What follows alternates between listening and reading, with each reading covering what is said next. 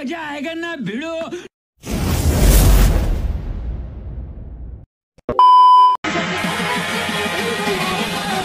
HDK Remix.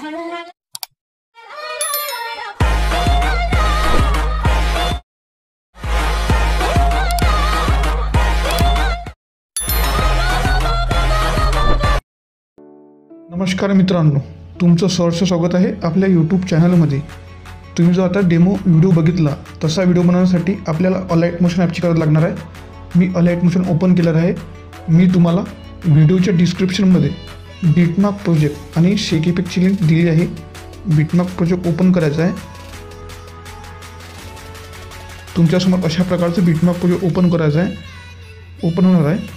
प्लसच्या ऐवजी media फाईलमधून तुम्हाला ज्या फोटोवर अशा प्रकारचा व्हिडिओ बनवायचा आहे तो फोटो इथे सिलेक्ट करायचा आहे।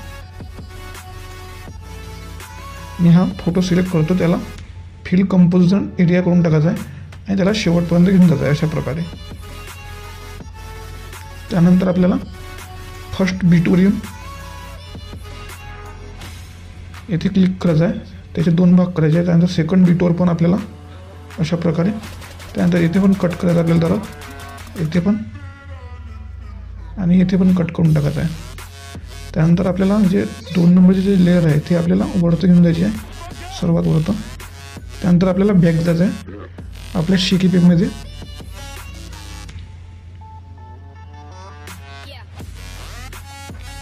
आपल्या शेक इफेक्टमध्ये जाऊन फर्स्ट फोटो जो इफेक्ट आहे तो फोटोवर क्लिक करून इफेक्ट्समध्ये जाऊन कॉपी इफेक्ट्स करून टाकायचा आहे। त्यानंतर आपल्याला बिटमॅप प्रोजेक्टवर जायचं आहे।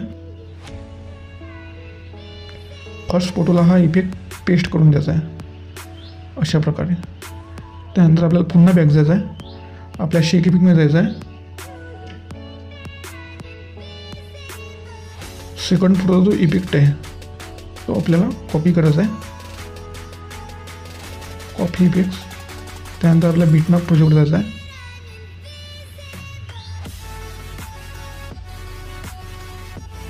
आपल्या सेकंड फोटोला हा इफेक्ट पेस्ट करून द्यायचा आहे अशा प्रकारे।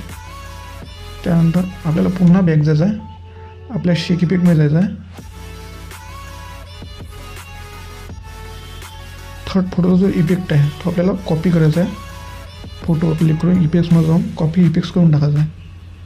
त्यानंतर पुन्हा आपल्याला बिटमॅप प्रोजेक्टवर जायचं आहे।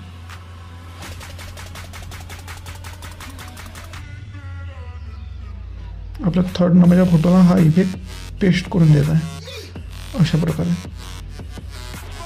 त्यानंतर पुन्हा आपल्याला बॅक जायचं आहे, आपल्या शेक इफेक्टमध्ये जायचं आहे।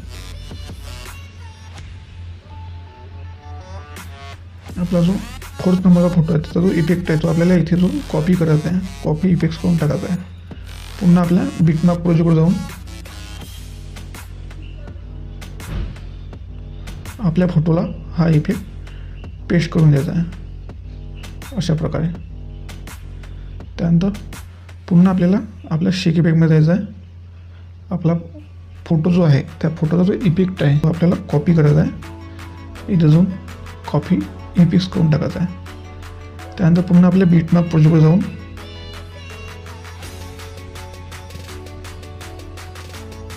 आपल्या फोटोला हा इफेक्ट पेस्ट करून द्यायचा आहे अशा प्रकारे। त्यानंतर पुन्हा आपल्या शेक इफेक्टमध्ये जायचं आहे।